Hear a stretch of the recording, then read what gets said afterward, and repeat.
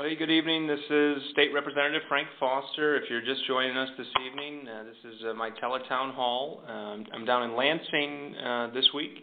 I'm taking a look at approving the state's budget, but this is a way for me, while I have to be downstate, to stay connected to my district. So right now, it's a live call. We'll be joined by residents all over the 107th House District. That's my state district. It's comprised of Chippewa County, Mackinac County, parts of Sheboygan County, and Emmett County, and I'm from the Petoskey area. So I appreciate you taking some time away from the dinner table this evening to talk some politics and talk some up north issues. I try to do one of these every month. It's a great way for me to stay in touch. Many of the legislators down here live close to their homes and their families, so they can go home at night. I'm forced to stay down here during the week with the distance to travel, so this is a great way for me to utilize my time more effectively. So calls are going out all over the district and the north part, the lower peninsula, and the eastern part of the upper peninsula in my district, and hopefully we can be joined, and it's a great a two-way conversation between myself, the constituents, you all at home right now. We'll also do some interactive poll questions. And so I like to see where people are on different issues, and you get a chance to key in, and I'll share those results with you as well. Again, I'm your State Representative Frank Foster. We have calls going out right now, and they're still in progress. If you're joining us tonight and you do have a question, this is just a very basic conversation. On your keypad there on your phone, please press 0, and you'll be connected with my office, and they'll ask you can ask your question to them, and that'll come right to me on my computer screen. Over the last couple years, I've tried to bring on special guests with me so that it's not just me talking about what I'm doing in Lansing, but there are some people from around the country that are experts in their fields that we can ask questions of too. I'm proud to have Dakota Moore. He is the NRA State Liaison. NRA, obviously, National Rifle Association, on with us today, talk a lot about sportsman's issue, firearm issues as well, and all questions pertaining to that. Certainly, though, any question regarding the state government, please ask, and if I don't know the answer, my office will help to try to answer your questions. Again, if you're just joining us, I see people are joining from around the district, please press 0, and you'll be connected with my office, and you'll be able to ask that question. Also tonight, I'm joined by Representative John Bumstead down in the West Michigan area, and he chairs the Natural Resources Budget, and so that's key to the way that we live and recreate in northern Michigan, and so it's important to have him on and talk about what we're valuing in this year's appropriation process. I'm also joined by Representative Wayne Schmidt out of Traverse City, who is chair of the Transportation Budget. I have him on tonight because roads and infrastructure are the number one thing I hear when I go around our community in northern Michigan. So again, I'm State Representative Frank Foster.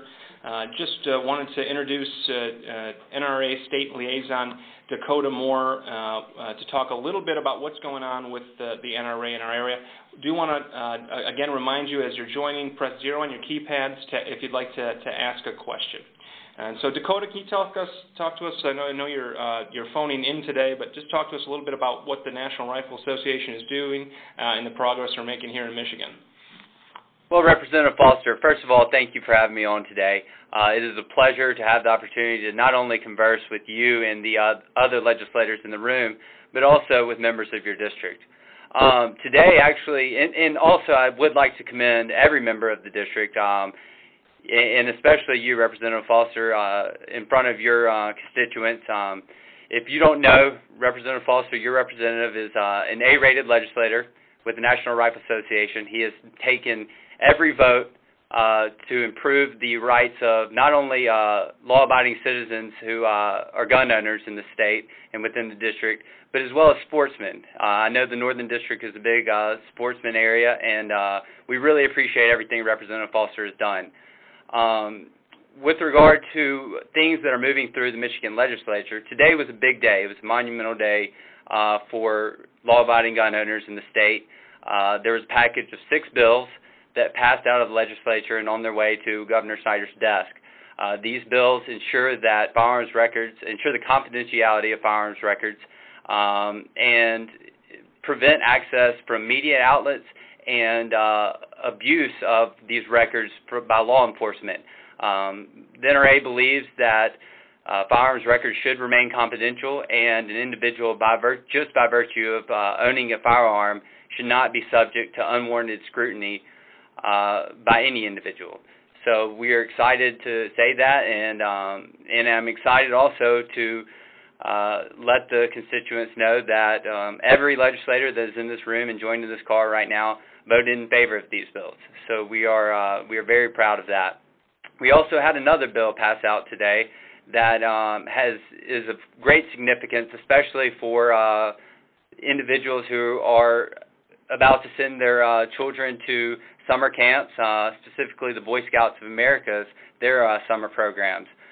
Currently, under Michigan law, until this bill gets signed, in order for a minor to possess any type of pistol, whether it be pellet pistol, .22, at a firing range, they must have been accompanied by a parent or legal guardian.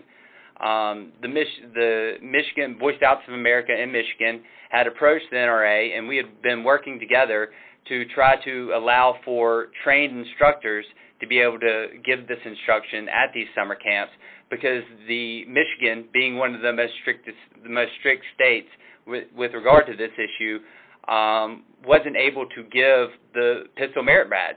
And so now, with the vote that just had in the Senate, and it's about to come back to the House of Representatives for concurrence vote, individuals will now, with parental authorization, be able to seek these pistol merit badges during the Boy Scout summer camp. So we are very excited about this recent passage of legislation. I appreciate that quick update on the recent activities, Dakota.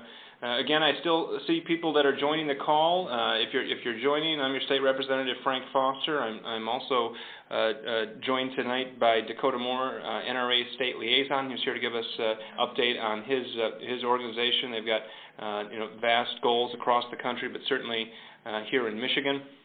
Also joined tonight by John Bumstead, who's chair of the Natural Resources Appropriations Committee, and also Wayne Schmidt of Traverse City, who's chair of Transportation Budget. So if you're joining, please press 0 on your keypad, and your questions will be connected with me, and I'm happy to answer some of those questions.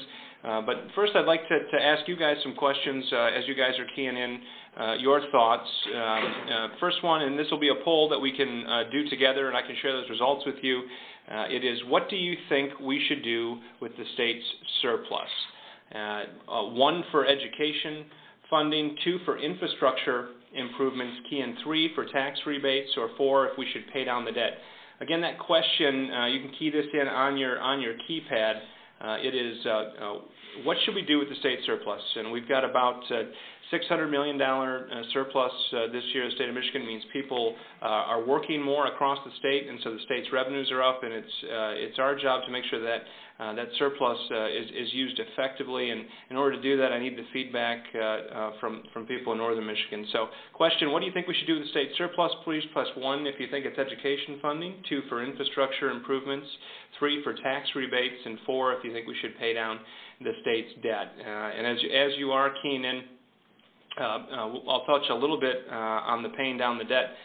Since I've been here, it's been a goal of the governor and the legislature on down to make sure that we have a stable financial future for our kids in Michigan, our grandkids, and so far we've paid about $20 billion down on that debt in the last few years, and that's important for a number of reasons. It's important for our bond rating as a state. We've increased our bond rating since the Great Recession, and we're moving forward. That helps our borrowing cost and our local communities' borrowing cost as well. So I will stop that question now and share some of those results with you.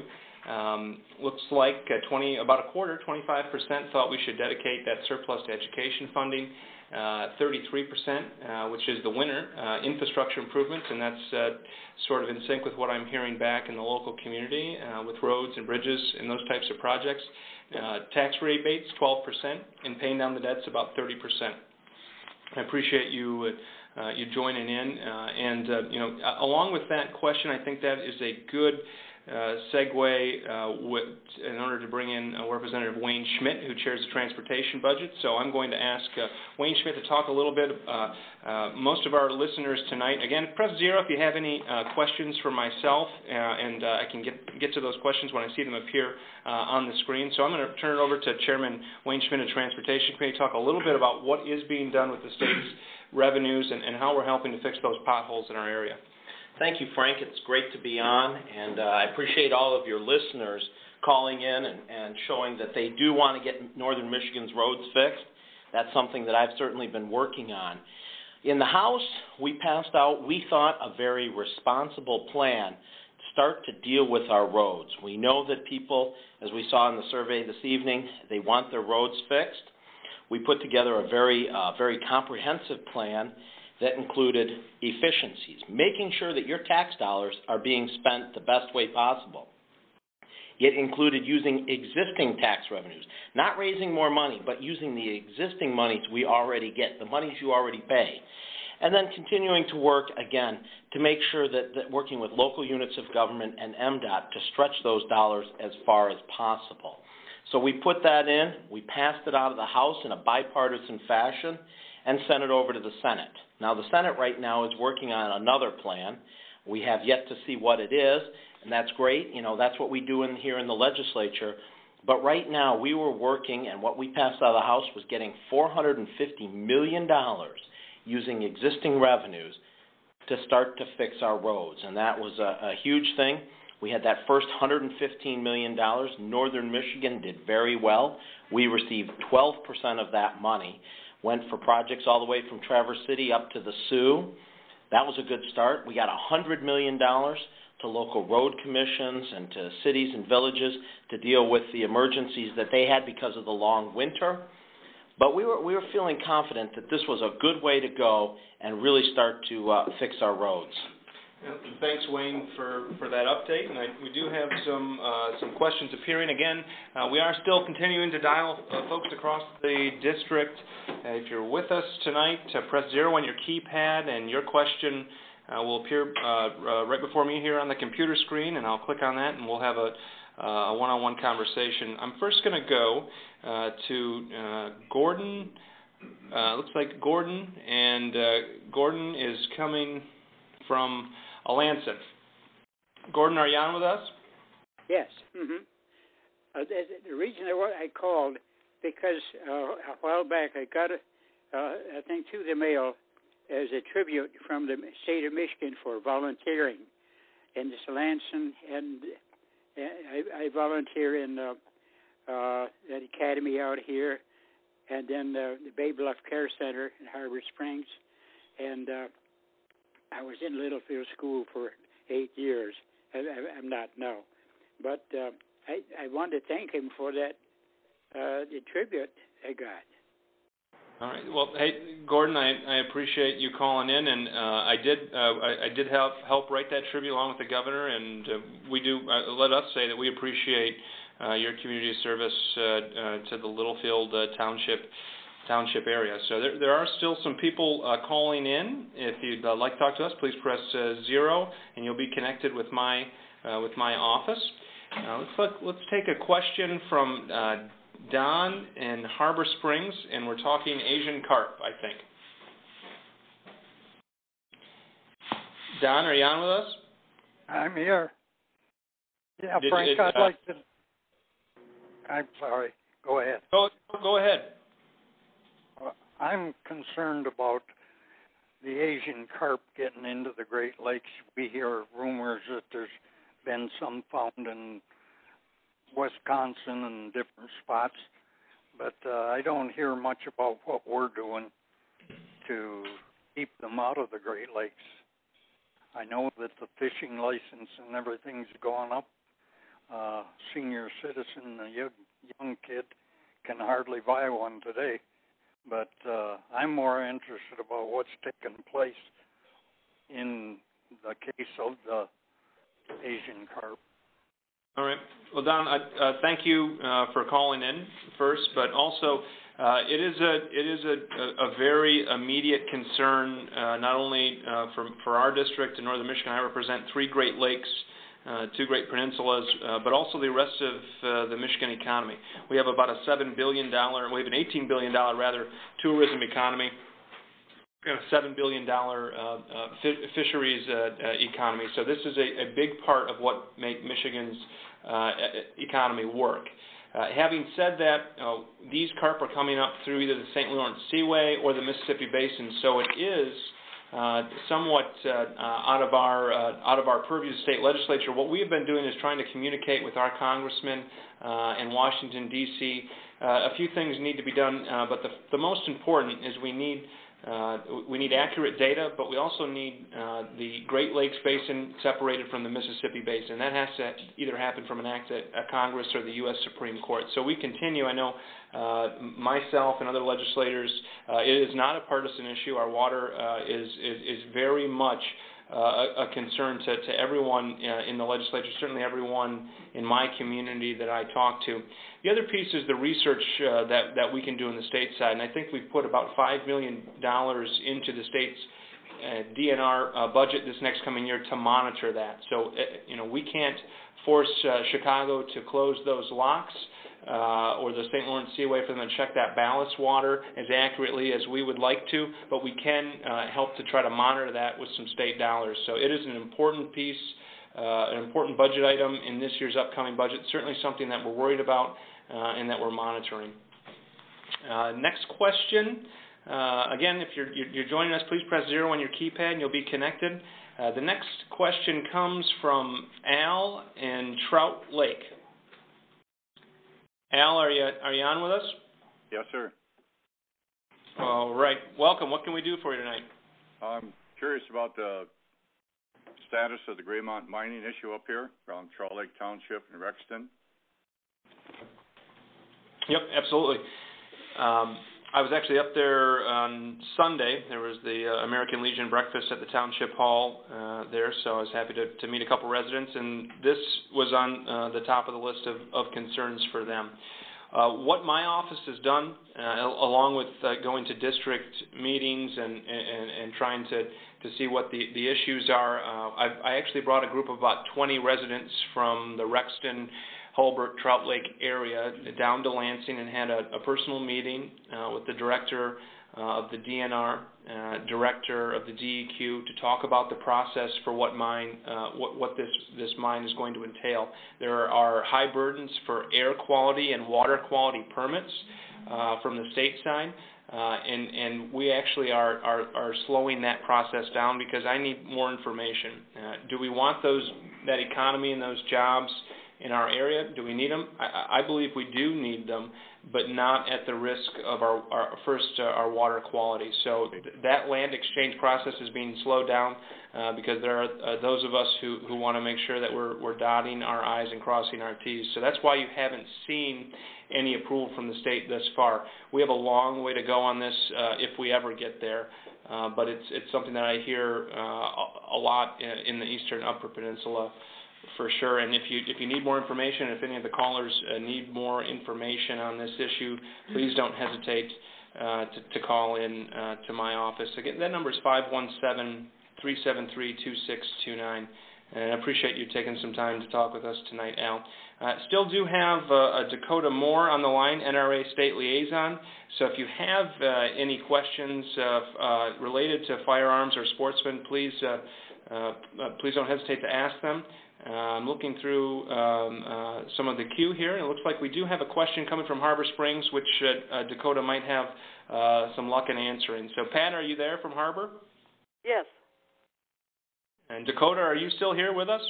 I am, Representative Foster. Okay, Pat, what's your question has to do with some law enforcement having access to firearm lists, is that right? I believe you just talked to me on this. Okay. Was your question? It was about the question about the access to the gun owners' licenses with law enforcement. Yes, ma'am. Will they have that access, or what do they have to do? So currently, under current law, there is no. Let me, dissect it. Yes, they will have access. Law enforcement maintains access to every record. All of this legislation does is it provides them with an opportunity to, first of all, it logs who's accessing these records to make a determination if, to have accountability on this. And second of all, it requires them to say, this is the reason why I'm accessing this records. And it's not all that different than any other records that law enforcement has access to. For instance, the National Criminal Incident Check, NCIC, that allows law enforcement to access an individual's criminal history report, they have to go through the exact same protocol. So all this legislation does is hold these firearm records to the same access protocol as you would have to undergo to access someone's criminal history report. And I'm sorry, I just came in toward the tail end of that. That's why I was a little concerned. Yes, ma'am, Pat. And I appreciate the question. And the short of it is law enforcement will still have full access to these records. It's not intended to restrict law enforcement access to these records. It just legitimizes law enforcement access to these records. Well, thank you. Thanks, Dakota, and thanks, Pat, for your call today. One of the other issues when dealing with sportsmen and outdoor recreation issues is what fees are doing here in Michigan, and what can be done to make sure that the money that we're paying for hunting and fishing licenses and outdoor recreation is appropriately being spent.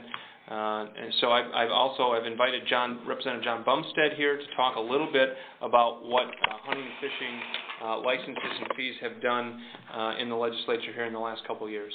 So, John, thanks for being with us. And I get a question a lot about, have we raised fees and what is being done with some of that money? Okay. Thank you, Representative Foster. Excuse me.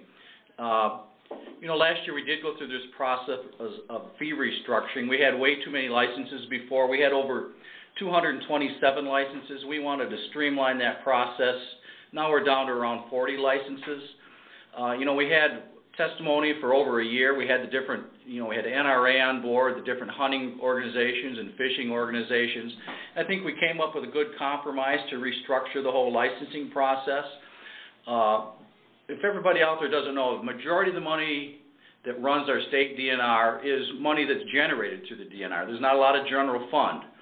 So, as sportsmen, if we want to preserve and enhance their natural resources, the world-class fisheries that we have, and improve deer habitat, wildlife habitat, we as sportsmen and women, we need to pay for it. So that was the whole gist of restructuring the whole program. A lot of the money is going to go. We needed some more law enforcement throughout the state. There's a couple classes running now for DNR law enforcement. There was quite a bit of money for that. Fisheries resource management, increased technical assistance for fisheries habitat. There's over $1 million. Fisheries resource management, fish production. We want to make sure we have all the stockings available throughout the state. And over the years, we've let a lot of this slack off a little bit. But we heard a lot of people talking out there in the different groups that we need to put more money in our environment and into our fisheries and wildlife. There's some money going towards marketing and research, forest management. A lot of people out there, your constituents might not know, Representative Foster, that the DNR is in charge of the forestry on state lands, and that all runs through the DNR. A big part of it's wildlife habitat improvement grants, which are provided to stakeholders to increase acres of state forests receiving wildlife habitat management and maintenance. Also, there's some money that's going to be paid in lieu of taxes, the PILT payments on state land. So all in all, as sportsmen and women, we need to, it's our resource. Let's put the money towards it and make it better. Well, thank you, John. And along with that, I just saw a call come in. Again, press 0 on the keypad if you have any questions for us. I'm here with my good friend John Bumstead, who knows just about everything on natural resource-related issues. Also, Wayne Schmidt from Traverse City, who could answer some infrastructure and road funding questions. But this next question, I do get a lot, and I'd like Bob from the Sioux. It's a question about firearm ammo, and I think Dakota might be able to answer this one. Go ahead, Bob. I'm just amazed at how hard it is to find 22 long rifle ammunition. I'm just wondering if the manufacturers are slowing down making it. I mean, it used to be you could buy CCI, Winchester, Remington, Herder, no matter what, you could get 22 ammo. Why is it dried up, and why are people charging a fortune for it? Well, Bob, that's a really good question. It's one that we receive at our office a lot at the NRA. The simple answer is that more people are buying the ammunition, and as a result, and more people are not only purchasing it, but they're stocking up on it. It used to be prior to, I guess we would say 2008, prior to the Obama administration, individuals, gun owners who were sports shooters as well, did not have this imminent fear of losing their right to purchase this ammo. As a result, we've seen a significant increase in individuals who are purchasing this ammo and merely storing it. Retailers are responding because they can charge a higher price because of the supply and demand by charging this higher price. A lot of the times what you'll see is that retailers, your local retailers at hunting stores, at shops, will go to these big box stores such as Cabela's, Walmart, Gander Mountain, and they'll purchase this ammunition at a cheaper price there, and then sell it in their stores for a more expensive and more inflated price. I can almost definitively tell you that it is not a result of the lead manufacturing ban that was circling around at one point. And another thing is, especially with regard to the .223 ammunition, is the fact that, once again, more people are purchasing these firearms and storing the ammunition. And so while there seems to be no overarching conspiracy about it, and I know that it is a significant issue, it hurts my wallet every time I go to Walmart to try to purchase a .22 long rifle because I enjoy shooting it as well. It's primarily an issue with just people purchasing the ammunition and storing it. So thank you, Dakota. We've still got a fair amount of people on the call with us tonight, so just about 3,000 folks have joined with us tonight, and I know it's close to dinner hour, but I appreciate the two-way conversation. I would like to ask another question so I can share those results with you. This is probably the most important question we can ask ourselves here in Michigan, and it's, are you happy with the direction that Michigan's economy is headed in? Press 1 for yes, 2 for no, or 3 for undecided. Again, that question is, are you happy with the direction that Michigan's economy is headed in? And press 1 for yes, 2 for no, 3 for undecided. As you're keying in, obviously the economy is always in fluctuation, but Michigan's economy through the early part of last decade was the worst hit in the country. Nearly 7 million jobs lost out of Michigan. That was a lot of manufacturing-based jobs.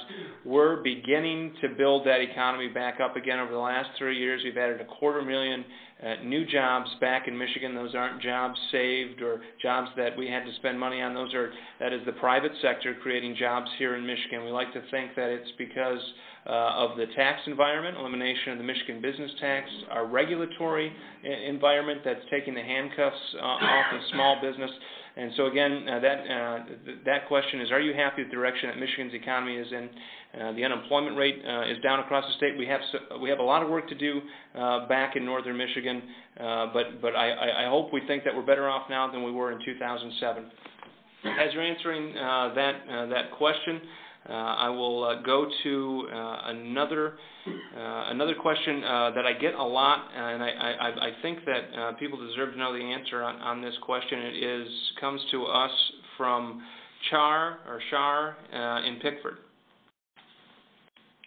Yes, I was wondering why there's not more load limit restrictions on our highways. We spend all these billions of dollars every year to fix our highways, and then there's no load limits, and then we got to turn around the next year and repair them again, spending all this money. Why isn't there more load limits on highways? All right. Thank you, Sharon. I'm going to let our Chair of Transportation take that one. Well, we do have load limits in Michigan. They are the highest for trucks anywhere in the country. That's a result of our manufacturing background, whether it was automotive, defense. It stems from World War II. What we do here in Michigan, though, while we do have the highest truck weights, we also have the most requirements for axles. which means that weight is distributed amongst many more axles. And in other states that have lower load limits, they still have the same weights per axle. And what they end up doing is, some of the states are moving to raise the truck weight limits. They have more trucks on the highway. So imagine, and the percentage of trucks that exceed 80,000 pounds, which is pretty much the national standard, is very, very small. What it usually is the road repair equipment itself, those tandem trailers, the live bottom trucks to repair roads, and it's also some of the unique things that might be hauling steel or other super heavy manufactured goods. But in reality, we have some of the strictest weight requirements per axle. It just comes down to the fact that we haven't put as much money into our roads that we should. But we have been looking at that. The House did pass out a couple of bills dealing with truck weights, increasing the fines for trucks that are overweight or overweight per axle, and also the fees, if you do choose to go overweight, sometimes you have unique pieces of equipment, we raise those permit fees. So we are dealing with it. Thank you, Wayne. We just want to share those results with you. Again, if you're just joining, my name is Frank Foster. I'm your state representative. I appreciate you spending a portion of your evening talking about some of the issues concerning the state. And maybe the number one issue concerning the state is the state's economy.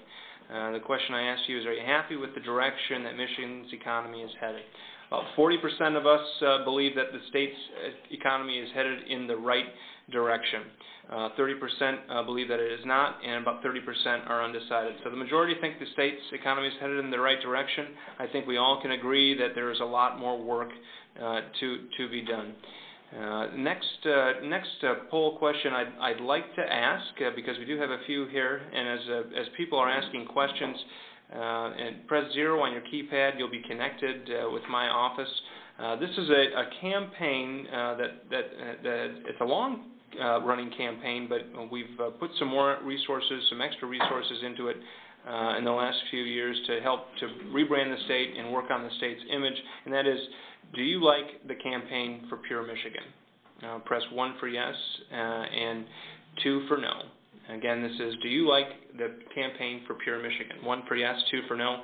2 years ago, or 3 years ago rather, we found a stable funding mechanism for Pure Michigan. This is a campaign that helps the entirety of the state, and especially coming through a recession, the state's image. It was about at $15 million over the last 3 years.